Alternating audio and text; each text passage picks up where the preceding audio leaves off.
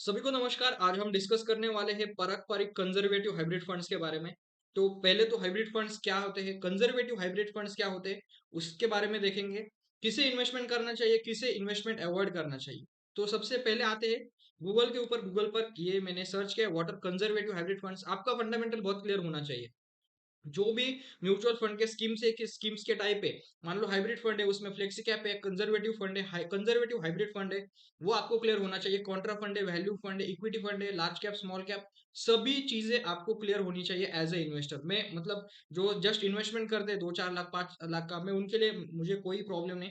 But जब आपका portfolio size बड़ा होता है, तो जब आपके पास एडवाइजर होता है, एडवाइजर के पहले आपको पता होना चाहिए कि ये मेरा फंड जा रहा है, ये अगर एक कंजर्वेटिव हाइब्रिड में जा रहा है, क्यों जा रहा है, कैसा मेरा पैसा सेफ है, कैसे मेरे रिटर्न्स बनेंगे। ये 2-4 क्वेश्चन आपके लिए बहुत इंपॉर्टेंट है। मेरी छोटी सी रिक्वेस्ट है कि चैनल को 60-61 सब्सक्राइबर से प्लीज उसे चैनल को सब्सक्राइब करना और प्लीज 100 तक वो नंबर लेके जाना, ठीक है। उतनी सी छोटी सी रिक्वेस्ट है। तो conservative hybrid funds are hybrid funds that invest 75 to 90% of their total asset in debt instrument and rest 10 to 25% in equity. मान लो मेरा फंड है, मैं आज आपको मेरा पोर्टफोलियो दिखाने वाला हूँ। मेरा लगभग 20 लाख का पोर्टफोलियो है। एक अकाउंट में लगभग 10 लाख, दूसरे अकाउंट में लगभग 12 लाख, जैसे 22 लाख का पोर्टफोलियो, राइट। तो यहाँ पर अगर मुझे एक साल के लिए इन्वेस्टमेंट करना है या शॉर्ट पीरियड टाइम के लिए इन्वेस्टमेंट करना है, शॉर्ट पीरियड मेरे ख्याल से कम 1 ईयर होना चाहिए।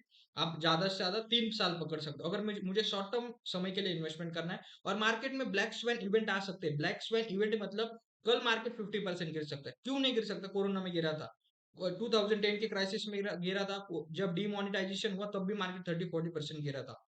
हर 3 साल में 4 साल में मार्केट गिरता है। बट मुझे अगर आज मैंने 20 लाख इन्वेस्टमेंट किए, अगले साल मुझे उतने के उतने चाहिए। जो अच्छा रिटर्न मिला, जो भी रिटर्न मिला, 10% 12% मिला, मिला तो मिला, नहीं मिला तो चलेगा, बट निगेटिव जाना नहीं चाहिए मेरा पोर्टफोलियो।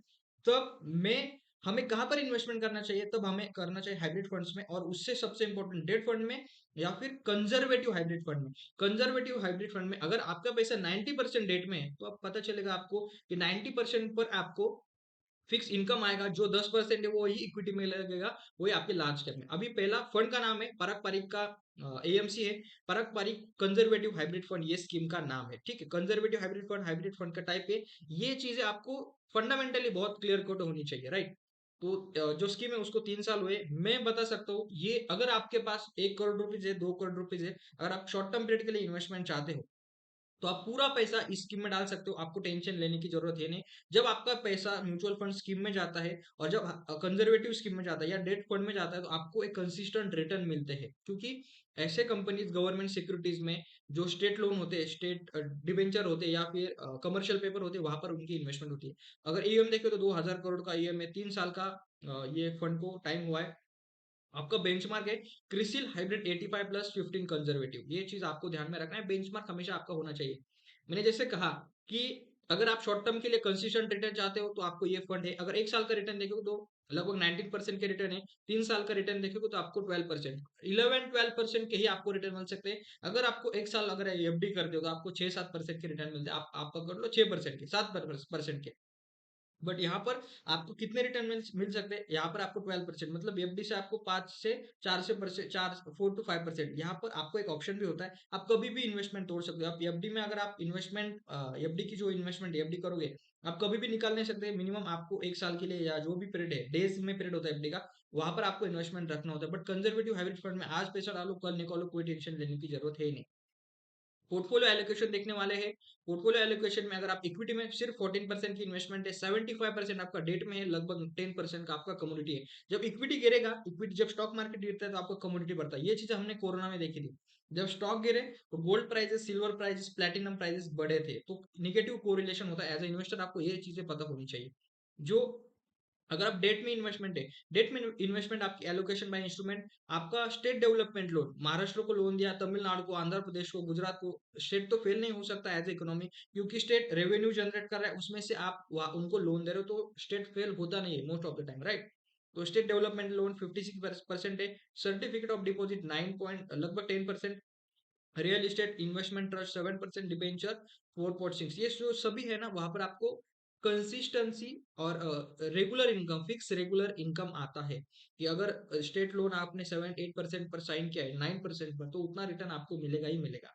ये ध्यान में रखने वाली चीज है। अगर आप, हाँ, तो लास्ट में कंक्लूजन ये रहेगा। अब इक्विटी का देखते हैं, राइट, इक्विटी का रहेगा, इक्विटी का देखते हैं कि इक्विटी की इन्वेस्टमेंट का है। तो यहाँ पर अगर आप देखोगे तो सभी जब लगभग आपकी इक्विटी की लार्ज कैप में इन्वेस्टमेंट है, पेट्रोनेट है, पावर ग्रिड कॉर्पोरेशन है, उसके बाद कोल इंडिया है, बजाज ऑटो है। अगर आप इन सभी का देखोगे तो फंडामेंटल बहुत स्ट्रांग होते हैं। ये कोई भी स्मॉल कैप में, मिड कैप में ज्यादा पैसा नहीं डाल सकते, क्योंकि conservative hybrid fund eight and motive भी उनका वही है।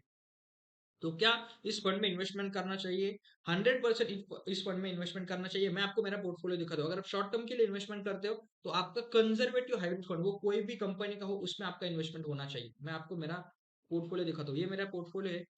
ये मेरा नाम है। यहाँ पर एमएफ सेंटर की वेबसाइट है, जिनको भी मालूम नहीं होगा, एमएफ सेंटर कैम्स और कार्बी का जॉइंट वेंचर है। ये लगभग 10 लाख का यहाँ पर इन्वेस्टमेंट है। दूसरा पोर्टफोलियो मदर के नाम पर, वहां पर आप मेरा 12 लाख का पोर्टफोलियो है। अगर मैं एसेट क्लास दिखाऊं तो एसेट क्लास में मेरा इक्विटी है। इक्विटी में मैं, हाँ, सबसे इंपॉर्टेंट दिखाता हूँ मैं आपको, राइट। यहाँ पर डेट का दिखाता हूँ। डेट में मेरी लगभग इन्वेस्टमेंट कितनी है? कोटक का इन्वेस्टमेंट 1,10,000 की है। उसके बाद मेरा एसेट, ये तो छोटा है, क्वांट म्यूचुअल फंड, डेट में मेरा कितना है? लगभग 149। मैं आपको दिखाता हूँ। ये कहाँ पर इन्वेस्टमेंट किया है? HDFC gold fund. मैं हमेशा कहता हूँ आपके पास कमोडिटी भी होनी चाहिए। कमोडिटी में अगर आप देखो तो 1.2% का भी रिटर्न है। आपको इक्विटी जब नीचे गिरता है तो कमोडिटी आपको रिटर्न देता है। क्योंकि मैं 1 साल के लिए, मेरा इन्वेस्टमेंट है 22 लाख का, ज्यादा समय के लिए है नहीं, तो मैं कंजर्वेटिव हाइब्रिड फंड्स या फिर जो डेट फंड है उनको ही प्रेफर करूंगा। आपको मैं दिखाता हूँ। ये है आईसीआईसीआई प्रूडेंशियल का। आईसीआईसीआई प्रूडेंशियल का कॉर्पोरेट बॉन्ड फंड है, उसमें कितना इन्वेस्टमेंट है मेरा? लगभग 2 लाख का। और गोल्ड फंड में 3 लाख का, राइट।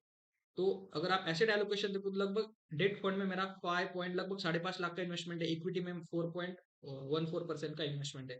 उसके बाद एसेट क्लास देखो तो इक्विटी में मैंने कहाँ पर इन्वेस्टमेंट किया है? ये कोटक का म्यूचुअल फंड है। ये तो थोड़ा है, 37,000 है, ज्यादा नहीं है। निपॉन इंडिया, ये आपका मल्टी, हाँ, निपॉन इंडिया में चेंज करता हूँ। निपॉन इंडिया मल्टी एसेट, यहाँ पर मल्टी एसेट में इक्विटी है आपका। मल्टी एसेट मतलब कमोडिटी में रहेगा आपका, डेट में रहेगा आपका, इक्विटी में रहेगा। अगर आप यहाँ पर देखोगे तो इन्वेस्टमेंट अमाउंट 1 लाख है। मेरा मेजोरिटी ऑफ द स्टेक जो मेरे शॉर्ट टर्म के लिए इन्वेस्टमेंट किया है, balance advantage fund, multi asset, और बहुत कंजर्वेटिव है। मैं रिटर्न्स के पीछे नहीं भागता। मुझे 10-12% रिटर्न मिले तो भी चलेगा, बट रिटर्न्स के पीछे नहीं भागूंगा। उसके बाद आता है, मैं आपको क्या, हाँ, क्वांट म्यूचुअल फंड है। क्वांट म्यूचुअल फंड में स्मॉल कैप अगर आप देखोगे तो नहीं इन्वेस्टमेंट किया मैंने। तो यहाँ पर क्वांट मिड कैप में कितना है? सिर्फ 14,000 का इन्वेस्टमेंट है। उसके बाद आते हैं क्वांट फ्लेक्सी कैप में इन्वेस्टमेंट नहीं है। क्वांट का वैल्यू फंड, वैल्यू फंड मतलब क्या? अंडर वैल्यूड स्टॉक में इन्वेस्टमेंट करते हैं जिनकी वैल्यूएशन कम है। अगर आप इन्वेस्टमेंट देखो तो 2.5 लाख का इन्वेस्टमेंट वहाँ है। तो ये चीजें आपको कंसिडर करना चाहिए। मैं हमेशा कहता हूँ एग्रेसिव नहीं जाना। मिड कैप हर बार मिड कैप खरीदना है, बिल्कुल ऐसा नहीं करना। जब आपके वैल्यू फंड से, कॉन्ट्रा फंड से, बैलेंस एडवांटेज फंड है। मैं एसेट क्लास अगर दिखाऊँ तो डेट का भी मेरा है। डेट में एचडीएफसी म्यूचुअल फंड में है। उसके बाद आईसीआईसीआई प्रूडेंशियल का 2 लाख का है। उसके बाद आता है कोटक में 1 लाख का है। क्वांट म्यूचुअल फंड लगभग 1.5 लाख का। ये 1.5 लाख का कौन सा है? Multi asset. देखो मैंने यहाँ पर मल्टी एसेट में भी इन्वेस्टमेंट करता हूँ मैं। तो हमेशा आपके लिए ये इंपॉर्टेंट है कि अगर आप शॉर्ट टर्म के लिए इन्वेस्टमेंट करना चाहते हो, 1 साल, 1.5 साल, 2 साल, जब आपका कॉर्पस बड़ा हो, क्योंकि सिंपल एग्जांपल है, ये मेरा 22 लाख का पोर्टफोलियो, राइट। अभी एक अकाउंट में 10 लाख, दूसरे अकाउंट में 12 लाख। अगर मेरा शॉर्ट टर्म पीरियड के लिए इन्वेस्टमेंट है, कल मान लो ब्लैक स्वेन इवेंट आता है, कोई भी इवेंट के कारण मार्केट नीचे गिरता है, तो मुझे लॉस कितना होगा? लगभग मैं एज्यूम करता हूँ 40% से मार्केट गिरेगा, तो मेरा लॉस कितना है? लगभग 8 लाख का लॉस होगा।